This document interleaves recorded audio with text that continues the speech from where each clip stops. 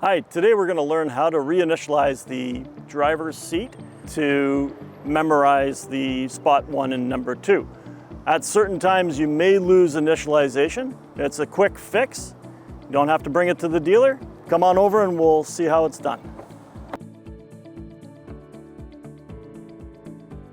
So here we have a 2024 RAV4. This applies for 2016 all the way up to 2025s. It's not just specific for the 2024. So as you can see, I'm pushing the button and nothing's happening. So an easy fix to get the initialization done. Okay, so the first step is to move the seat all the way forward and all the way back, and this is going to happen 2 times.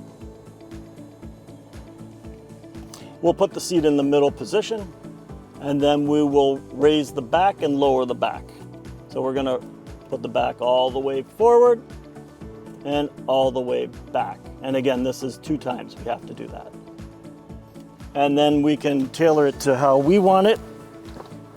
And then once we push the button, and now it's set. And you can program it to the second driver.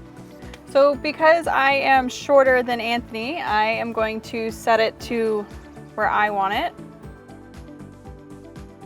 And the back part of it to where I would like it. I'm going to press set and then press the second seat. You'll hear a noise and you're done. So Anthony's seat is already set. So when he gets in the car, all he has to do is press L1 and it goes back to his position.